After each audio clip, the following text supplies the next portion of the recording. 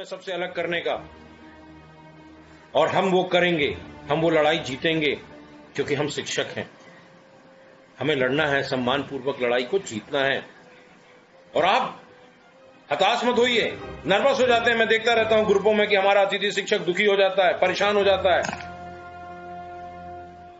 हताश मत होइए, जीतता वही है जो लड़ता है, और हम लड़े थे तो जीते थे। दौड़ के हमारी बातों को पूरा करने के मोहित अग्रवाल जी आ गए हैं। हम लड़ाई को जीते तभी थे। अतिथि भाइयों, मध्य प्रदेश की हमारी शिक्षिका बहनों, आप लोग हताश हो जाते हो, नर्वस हो जाते हो, सब मंच पे आओ, सब चीज पहुंचो, इकट्ठे हो, क्योंकि ये आपके भविष्य का सवाल है। जब मैं नहीं डरता, मैं आप लोगों के लिए भोपाल जेल जाने तैयार हो गया था, आपके हक के लिए, और मैं कहीं पे भी जाने तैयार हूं। मैं तो सौभाग्य मानता हूं अपने आप को कि अगर मेरे को जेल डालने के बाद मुख्यमंत्री आपको नियमित कर दे तो मैं जेल में रहने तैयार हूं। लेकिन मैं अपने मध्य प्रदेश के अतिथि शिक्षक भाइयों को नियमित होते देखना चाहता हूं, और मैं करा लूंगा। बीच में कुछ विसंगतियां होती हैं, कुछ चंद लोग होते हैं जो आपको कभी कांग्रेस की तरफ, कभी भारतीय जनता पार्टी की तरफ डाइवर्ट करते हैं। भ्रमित मत होइए, लक्ष्य एक रखिए, क्योंकि बीजेपी, मैं तो एक बात और बोलूंगा, कांग्रेस की जो भी बात करते हैं, क्या दिया है कांग्रेस ने हमें? मैं जब कमलनाथ जी से मिलने गया था तो मुझे कमलनाथ जी ने सीधे सीधे बोला था कि अभी हमारे पास 4 महीने में मैं कुछ नहीं कर सकता। आप समझाइए अपने लोगों को। राम शुक्ला जी जुड़े हुए हैं। मैं आपको बता दूं कि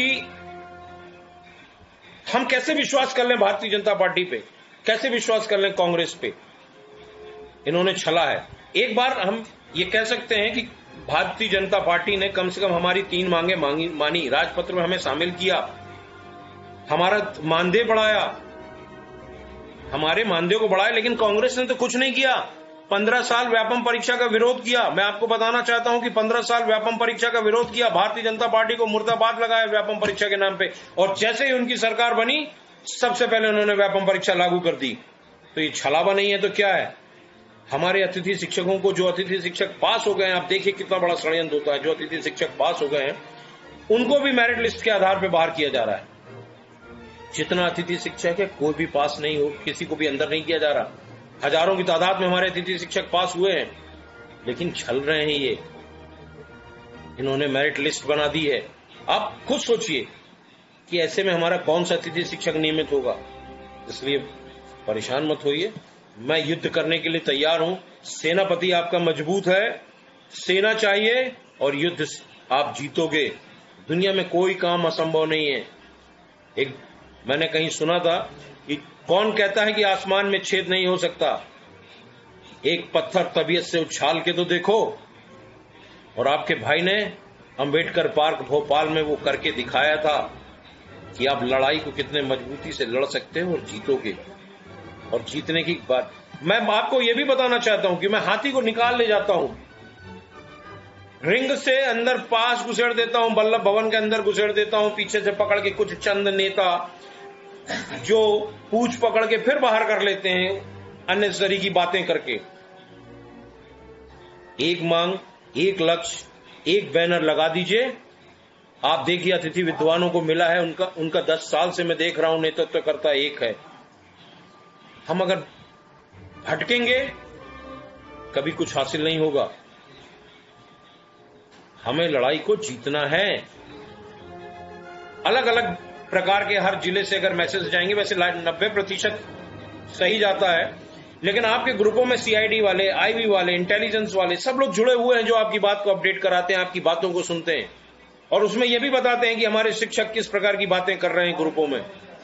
आपका सम्मान आपके हाथ में होता है, आपकी कलम में होता है। आपने देखा व्हाट्सएपों में आजकल आता है कि कई स्कूलों में जाते हैं, उनसे पूछते हैं कि भारत का राष्ट्रपति कौन है, नहीं बता पाते। उनसे नाम लिखवाया जाता है, नहीं बता सकते। इंग्लिश में एक लाइन लिखवाया जाता है तो नहीं कर पाते। ये विसंगतियां जब देखते हैं ग्रुपों में तो बैकफुट पे आते हैं, क्योंकि आईएएस आईपीएस लॉबी आपको बैठ के वॉच कर रही है, आपको देख रही है, नियमित आपके ग्रुपों में है। ये आपके अगर संज्ञान में नहीं है तो आज मैं आपको बताना चाहता हूं, आपकी शब्दावली ही आपका कद बनाएगी, आपको नियमित करेगी। इसलिए चिंता मत करिए, हम तैयारी कर रहे हैं। हमें सिर्फ आपका आशीर्वाद चाहिए, आपकी दुआएं चाहिए और आपकी ताकत चाहिए किसी भी प्रकार से भयभीत मत होइए, भ्रमित मत होइए। ग्वालियर चुनाव जहां पे 13 सीटें हैं, 14 सीटें हैं लगभग उपचुनाव में, वहां पे अपन ऐतिहासिक अगर आंदोलन कर दिया, आप ये मान लो इनको ये एहसास हो गया कि हम ये हरा देंगे, तो आप ये तय मान लेना कि आप नियमित हो जाओगे। लेकिन हमें वो शक्ति दिखानी पड़ेगी। एक बार फिर से ट्रेनों में भर के जो तारीख में बोलने वाला हूं और बोलूंगा जल्दी से, अगले वीडियो लाइव होके उसमें मैं तारीख दे दूंगा। उस दिन भोपाल में, क्षमा चाहता हूं ग्वालियर में, दिखा दीजिए सिंधिया जी को कि मान शिवराज जी, कमलनाथ जी, सिंधिया जी, आपके लिए भी इतनी भीड़ नहीं आती जितनी अब अतिथि शिक्षक अपने नौकरी के लिए आएगा।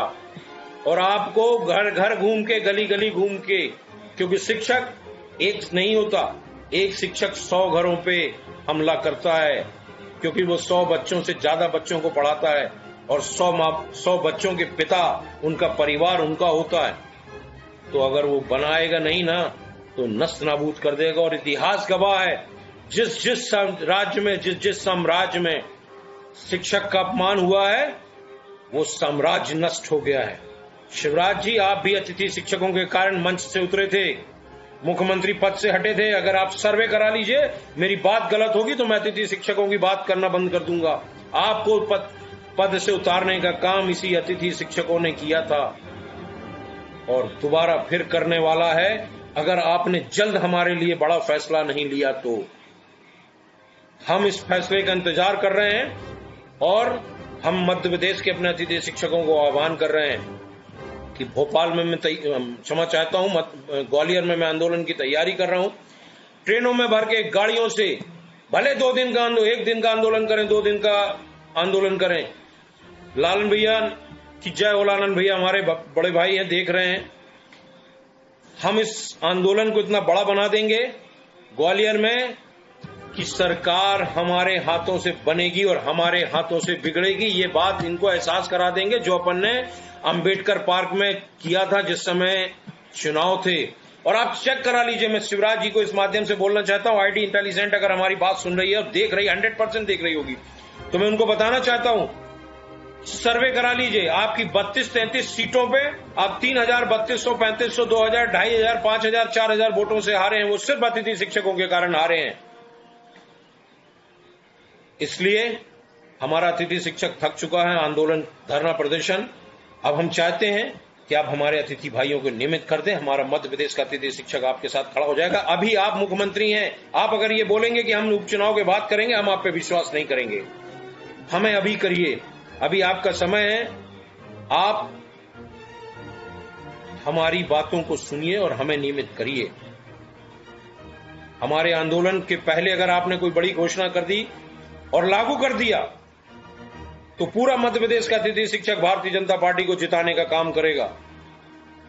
और अगर नहीं किया तो हम आपको आश्वस्त कराते हैं आज, जैसा कि आप पता कर लीजिएगा, उमाशंकर गुप्ता जी से पूछ लीजिएगा। मैंने उनके घर में बैठ के कहा था कि माननीय मंत्री जी, आप चित्रकूट चुनाव हार गए हैं, वहां पे हमारे अतिथि शिक्षक, आंगनवाड़ी, आशा, ऊषा रसोइयों ने विरोध किया था, हजारों की तादाद में पहुंचे थे। अब मैं आपको ये वचन देता हूं कि अगर आपने हमारे अतिथि शिक्षकों को नियमित नहीं किया तो आप 26 में से 25 सीटें हार जाओगे। हमारा पूरा मध्य प्रदेश का अतिथि शिक्षक आपका विरोध करेगा। आप सिर्फ एक सीट जीतोगे। आज मैं घोषणा कर रहा हूं, आज आपकी स्थिति वो है कि आप सिर्फ एक सीट जीतोगे, बाकी 25 सीट हार जाओगे आप।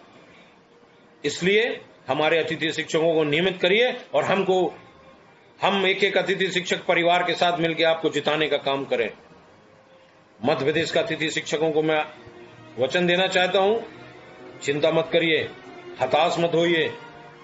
शंभू चरण दुबे ने तैयारी कर ली है ग्वालियर में आंदोलन की, और आप ये जानते हो कि मैं छोटा आंदोलन नहीं करता। मेरा आंदोलन होगा तो सरकार हिलेगी, सत्ता हिलेगी, क्योंकि तैयारी करके जब आंदोलन होता है ना, मैं 10 दिन पहले जाके वहां पे, 15 दिन 10 दिन पहले जाके वहां पे मैं तैयारी करूंगा, प्रेस कॉन्फ्रेंस करूंगा, संदेश दूंगा, हर चीज तरीके से होगी। बस आप लोग एक ताकत झोंक के गाड़ियों में भर भर के बसें लेके, आज बसें मध्य प्रदेश में बंद है, टैक्सियां खाली पड़ी हैं, सस्ते में आप लोगों को मिलेगी, लद के पहुंचो। एक बार होने दीजिए उपचुनाव के पहले आर या पार। और इस बार जेल शंभू चरण दुबे अकेले नहीं जाएगा, इस बार मध्य प्रदेश का अतिथि शिक्षक भी अगर इन्होंने नहीं किया, या तो नियमित होंगे या जेल भरो आंदोलन करेंगे उसी ग्वालियर के ग्राउंड से। ये आप लोग तैयारी करिए। आपका भाई शंभू चरण दुबे सदैव आपके साथ है। इस लड़ाई को बराबर कंधे से कंधा मिला के लड़ता आया है, लड़ता हूंगा। और मैं आपको ये बोलना चाहता हूं कि जो परिवर्तन आपने 2 साल के अंदर मध्य प्रदेश के अंदर देखा है अतिथि हित में, वो आप खुद एनालिसिस करिए कि क्या कभी 13 साल में हुआ? नहीं हुआ। क्योंकि सत्यता और सच्चाई के साथ ईमानदारी से अगर कोई लड़ाई लड़ी जाती है तो सिर्फ और सिर्फ जीती जाती है, क्योंकि भगवान उनके साथ होता है। संघर्ष और युद्ध हमें जीतना है। पुनीत कुमार पांडे जी जुड़े हुए हैं, देवेंद्र उपाध्याय जी जुड़े हुए हैं, आक्रोश सिंह जी जुड़े हुए हैं। इसमें सामने रखिए क्योंकि मेरे में इसमें नाम नहीं आ रहे हैं। और हाँ, मैं सबसे बड़ी एक बड़ी विडंबना है, मैं बताना चाहता हूं, जो लगातार मैं